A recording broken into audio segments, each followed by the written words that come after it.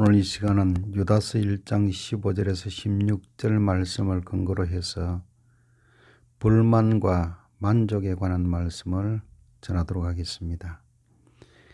이는 무 사람을 심판하사 모든 경건하지 않는 자가 경건하지 않게 행한 모든 경건하지 않는 일과 또 경건하지 않는 죄인들이 주를 거슬러 한 모든 안악한 말로 말미암아 그들을 정죄하려 하심이라 하였느니라.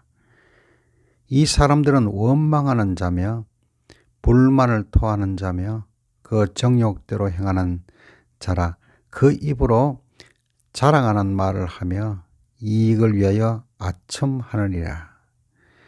첫 번째로 불만입니다. 헬라어 어근을 살펴보면은 재미있습니다. 흠잡는, 흠담하는, 불평하는, 불평객이라는 의미를 갖고 있습니다. 불만을 가진 사람들은 반드시 자기 입으로 토해내게 되어 있습니다. 현대를 일으킨 고 정주영 회장님도 평생 수많은 사람들을 대하고 살았지만 불평, 불만을 품는 자와는 사귀지 않았다고 합니다. 그 이유는 감염된다는 것입니다. 불평, 불만이 가득한 자의 특징이 입을 가만히 두는 법이 없습니다. 그래서 공동체 은혜를 파괴하는 악의 요소가 되기도 합니다. 불평, 불만의 원인은 무엇인가? 첫 번째로 악한 것이 그 속에 들어있기 때문입니다. 누가복음 11장 39절에 주께서 이르시되 너희 바리새인은 지금 장과 대접의 겉은 깨끗이 하나 너희 속에는 탐욕과 악독이 가득하다 했습니다. 두 번째로 분노를 조절하지 못하기 때문입니다. 요나서 4장 1절 4절에 요나가 매우 싫어하며 성내며 여호와께 기도하여 이르되 여호와여 원하건대 이제 내 생명을 거두어 가소서 사는 것보다 죽는 것이 내게 나음이니이다 하니 여호와께서 이르시되 너가 성내는 것이 옳으냐 하시니라. 기도하는데도 성내면서 하나님 앞에 기도하는 사람들도 있습니다. 그 기도할 시간에 집에서 차라리 연속곡 보는 게 더 낫습니다. 응답이 될 수가 없죠. 또 분노를 조절하지 못한 자의 특징 중 하나가 뻗떡하면은 사는 것이 죽는 것보다 더 낫다. 죽는 것이 더 낫다고 하면서 요나처럼 확 죽어버리고 싶다는 말을 자주 합니다. 여호와의 복이 임할 수가 없는 것입니다. 세 번째로 자기 생각과 맞지 않아서입니다. 민수기 12장 1절에 모세가 구스 여자를 취하였더니 그 구스 여자를 취하였으므로 미리암과 아론이 모세를 비방하니라 했습니다. 모세가 상처하고 까만 사람하고 재혼을 하든지 백인과 하든지 그건 모세의 자유예요. 우리 율법에는 그럴 수가 없다. 미리암과 아론이 불평을 하다가 미리암이 문둥병이 도진 겁니다. 공동체에서 최고 유력한 이들이 불평, 불만하는 모습을 청중들이 보면은 어떻게 되겠습니까? 공동체의 질서가 파괴가 되는 것입니다. 왜 아수에로 왕비 와스디가 폐위되고 부모 조실한 유대인 출신 에스더가 왕후가 되었습니까? 와스디는 왕들어 자기에게 맞춰달라는 것입니다. 그런데 에스더는 자신을 왕에게 맞추는 여인입니다. 믿음 생활과 교회 생활에도 자신에게 주님 맞추어야 하고 교회도 자기에게 맞춰야 한다는 생각을 가진 사람들도 있습니다. 정말로 어리석은 사람들이죠. 또 그 다음에는 불평, 불만을 제거하는 방법입니다. 다른 방법이 없습니다. 감사하고 기도하면 됩니다. 빌립보서 4장 6절에 아무것도 염려하지 말고 다만 모든 일에 기도와 간구로 너희 구할 것을 감사함으로 하나님께 아뢰라 했습니다. 나에게는 습관처럼 불평 불만이 없는가? 있다면은 감사를 많이 하세요. 그리고 기도 생활하면은 감사하면은 안 될 일도 잘 될 줄로 믿습니다.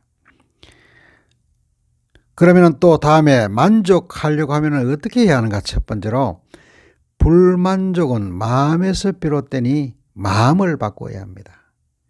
잠언서 30장 15절 16절에 그 무리에게는 두 딸이 있어 다오 하느니라. 족한 줄을 알지 못하여 족하다 하지 아니하는 것 서너시 있으니 곧 서울과 아이 베지 못하는 태와 물로 채울 수 없는 땅과 족하다 하지 아니하는 불이니라 했습니다. 과거의 시대를 한번 생각해 보세요. 그리고 나보다 못한 사람들 삶을 한번 생각해 보세요. 그러면은요, 여유로운 마음이 생깁니다. 감사하는 마음이 생깁니다. 두 번째로 은혜 받으면 만족할 수가 있습니다. 시편 103편 5절에 좋은 것으로 내 소원을 만족하게 하사 내 청춘을 독수리같이 새롭게 하시는도다 했습니다. 그 다음에는 세 번째로는 영혼의 그릇을 채우면 됩니다. 인간은 육신의 채우는 배가 있지만은 영혼을 채우는 그릇도 있습니다. 아무리 육신적으로 채워도 끝이 없는 것이 바로 영혼의 그릇이 비어있기 때문에 그렇습니다. 시편 107편 9절에 그가 사모하는 영혼에게 만족을 주시며 줄인 영혼에게 좋은 것으로 채워주심이로다 했습니다. 영혼의 그릇은요, 세상 것으로 채울 수가 없습니다. 시편 84편 10절에 주의 궁정에 서는 한날이 다른 곳에서의 첫날보다 나은즉 악인의 장막에 사는 것보다 내 하나님 성전 문지기로 있는 것이 좋사오니라고 했습니다. 영혼의 그릇이 채워지면요, 무슨 일을 하며 살아도요, 여유롭고요, 당당합니다. 그리고 세상 부러울 것이 없습니다. 그 다음에 누가복음 21장 4절에 이 과부는 그 가난한 중에서 자기가 가지고 있는 생활비 전부를 넣느니라 말씀하고 있습니다. 비록 가난하지만은 영혼의 그릇이 채워지면은요, 어려운 중에서도 하나님께 헌신합니다. 그리고요, 어려운 중에서도요, 타인을 생각할 줄 아는요, 진짜 부자처럼 살게 되는 것입니다. 맨날 틈만 나면은 남들에게 밥을 얻어먹고 사는 사람들이 있죠. 그 가난해서 그런 것이 아닙니다. 이런 사람은 돈이 있어도 대접을 안 합니다. 자기 끝에는 돈을 얼마나 잘 쓰는지 몰라요. 영혼의 그릇이 비어있기 때문에요, 타인을 생각하고 배려하는 마음이 없는 것입니다. 가난한 과부보다 못한 불쌍한 사람들입니다. 남을 대접하는 것이 기독교의 황금률이라고 성경 말씀에 나와 있는데 그건 던져버립니다. 그러면서도 율법 하는 사람들이 많아요. 이런 걸 어떻게 설명을 해야 할까? 설명을 안 하고 싶어요.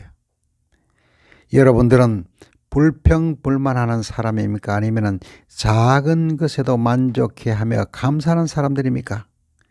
우리 영혼의 그릇에 만족함이 가득 차 감사가 넘침으로 감사할 거리를 주시는 하나님을 찬양할 수 있기를 예수님의 이름으로 축원합니다.